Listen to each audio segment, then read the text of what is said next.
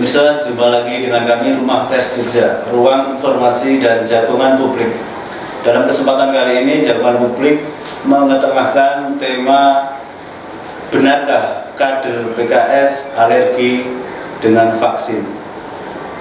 Nah, haram ataukah halal seringkali menjadi perbincangan di ruang-ruang publik saat menyikapi program vaksinasi yang saat ini sedang gencar dilakukan oleh pemerintah. Sementara dari lembaga yang berwenang, Majelis Ulama Indonesia, sudah memberikan lampu hijau terkait kehalalan vaksin tersebut.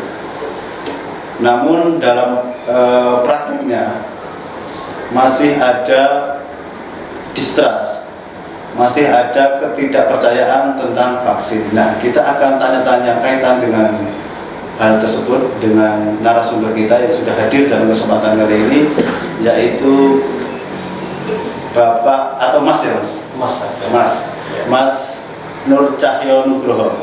Beliau adalah Humas DPD PKS Kota Jogja. Baik, kita langsung saja sapa beliau. Gimana Mas, kabarnya Mas? Alhamdulillah sehat. Sudah vaksin Mas? Sudah. Oh sudah. Oh. Ini buktinya. Ini kartu vaksin. Jadi setiap warga yang diberi vaksin akan menerima kartu seperti ini.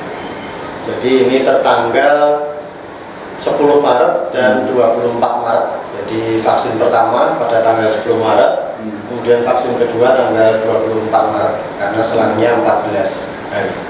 Gitu. Jadi udah terbukti ini. Tadi pertanyaan pertama sudah terbukti kalau kader PKS menjalankan vaksin. Alhamdulillah. Tidak alergi dengan vaksin ya? Tidak alergi. Tapi kita juga mau tanya-tanya kaitan dengan Mas vaksin ya. Ya. Menurut Mas Cahyo ini pandangan Mas Cahyo sendiri apa terkait vaksinasi ini apa? Jadi kita bisa melihat ya bahwa virus COVID-19 ini kan sudah setahun lebih terjangkit, menjangkiti warga kita, baik di kota Yogyakarta, di Indonesia, bahkan di seluruh dunia gitu ya. Sehingga perlu penanganan yang benar-benar ekstra lebih gitu ya. Nah, kemudian salah satu untuk memutus rantai dari penyebaran COVID-19 ini adalah dengan vaksinasi. Nah, ada 4 hal yang mengapa kita harus melakukan vaksinasi ini. Yang pertama adalah vaksin ini bisa meningkatkan kekebalan imun kita. Kemudian yang kedua adalah setelah kita divaksin, kita dapat mengurangi resiko dari tertular dari COVID-19 ini. Kemudian yang ketiga, kalaupun setelah divaksin itu ternyata tetap kena COVID gitu ya, dampaknya juga tidak terlalu parah. Kita bisa melihat di awal-awal COVID kemarin dampaknya cukup luar biasa. Hari ini sehat, tahu-tahu kemudian beberapa hari berikutnya meninggal dunia. Nah, sehingga diharapkan ketika sudah melaksanakan program vaksinasi ini, dampaknya jadi lebih kecil. Kemudian yang keempat, memang harapan dari pemerintah Republik Indonesia adanya herd immunity. Jadi kekebalan imunitas warga masyarakat seluruh Indonesia. Tapi sebagai kader PKS ya Mas, kami juga ingin tahu bahwa vaksin itu kan kadang dipertentangkan dengan agama. menolak untuk vaksin. Ya. Apa Mas? Ini bagaimana menyikapi ini? Kalau di PKS kebetulan ada fatwa Dewan Syariah Pusat nomor 5 tertanggal 14 Januari 2021 tentang anjuran untuk melaksanakan vaksinasi COVID-19.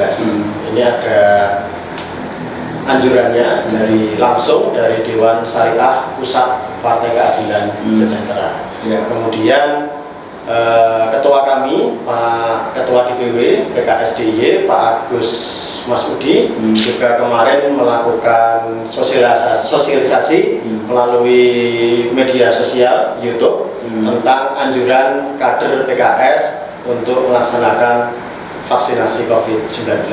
Nanti bisa dilihat videonya juga. Ya, kalau saya juga ingin tahu Mas, kalau di Indonesia mungkin belum ada atau tidak ada penolakan. Tapi saya juga ingin tahu pandangan Mas Cahyo. Kalau Muslim di Inggris itu kan menolak vaksin Pfizer, Pfizer. Itu karena ditengarai mengandung hewan yang haram gitu. Gimana Mas? Kalau merujuk dalam fatwa MUI nomor 14 yang tahun 2021 terkait AstraZeneca bahwa vaksin tersebut haram gitu.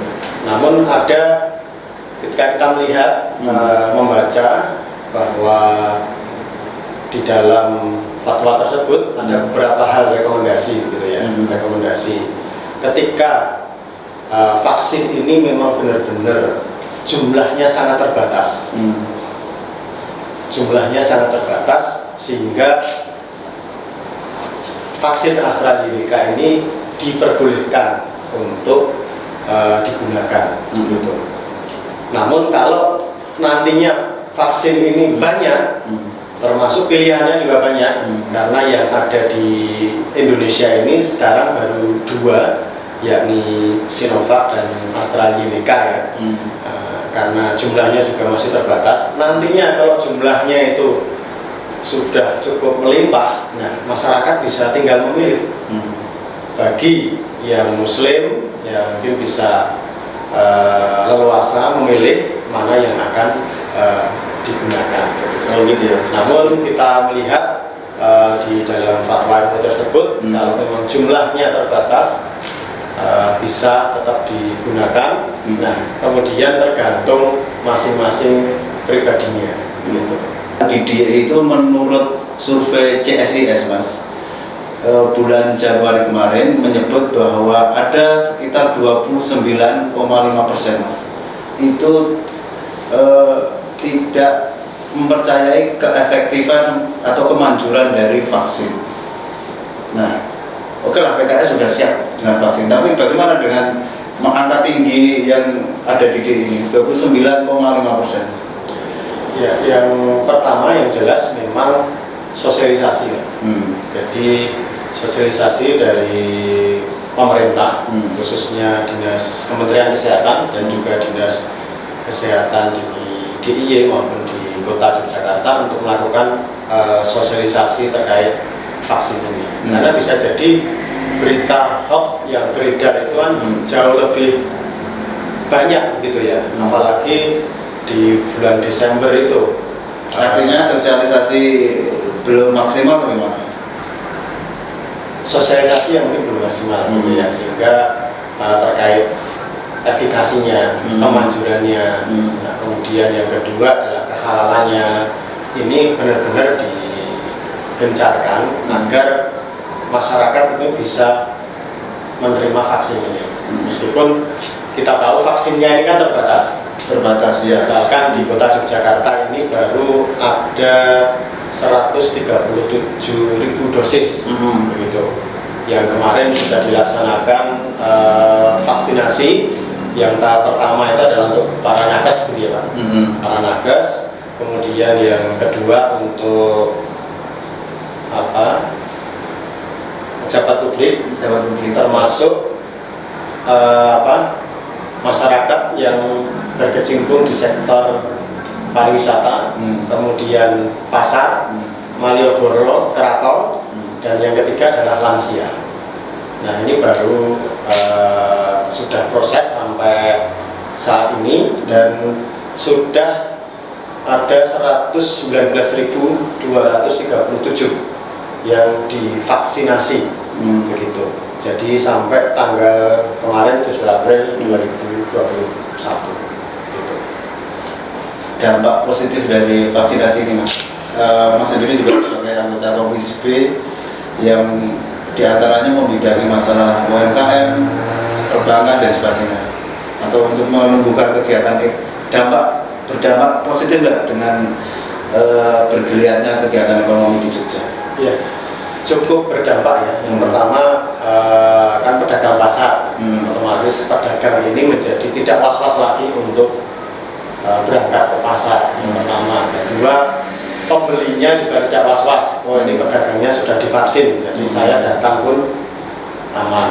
Kemudian para pelaku pariwisata ya, di situ ada petugas hotel, kemudian Jogoboro, Malioboro, Keraton dan para guide dan sebagainya ini juga sudah divaksin, sehingga ketika mereka bertugas juga pelong tuh. Saya sudah divaksin, bahkan ini bisa menjadi kampanye. Datanglah ke Jogja, saya sudah divaksin. Gitu. Datanglah ke Jogja, saya sudah divaksin. Ya, gitu. Itu terlihat ada perbedaan sebelum ada vaksin dan pasca ada vaksin. Ada perbedaan ya. Jadi Menjadi dari guide-nya ini menjadi kampanye sendiri. Ketika dia menawarkan ke tamu-tamunya yang biasa dulu datang ke Jogja rame-rame, ketika mereka menawarkan saya sudah divaksin, jadi insya Allah lebih aman. Nah, gitu kan. Perbedaannya ada tingkat kunjungan menjadi ramai untuk belakangan ini.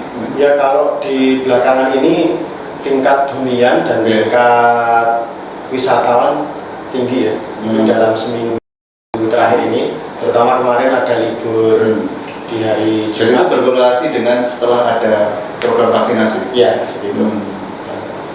Mungkin juga kita juga kurang tahu kemarin dari Kementerian Perhubungan infonya tidak boleh mudik gitu ya. Mungkin bisa jadi mudiknya sekarang. Jadi Jogja menjadi lebih ramai dan harapannya memang sektor pendukungnya termasuk UMKM, usaha kecil dan sebagainya juga terus kemudian normal kembali. Baik Mas, saya minta closing statement kaitan dengan tema ini Mas. Apa Mas? Monggo. Untuk harapan vaksin bisa lebih efektif lagi. Jadi harapan kita semua ini adalah virus COVID-19 ini kan memang ya segera pergi ya. Tapi ternyata memang perlu usaha yang cukup berat gitu ya. Nah, salah satu ikhtiar yang kita gunakan adalah agar kita berpartisipasi dalam vaksinasi COVID-19 ini. Ya. Gitu. Baik Mas, saya terima kasih. Oke. Ya. Pemirsa, demikian tadi jagungan publik dengan Humas DPD Partai Keadilan Sejahtera Kota Yogyakarta, yaitu Mas Nur Cahyo Nugroho. Saya kira demikian dari saya. Salam Rumah Pers Jogja.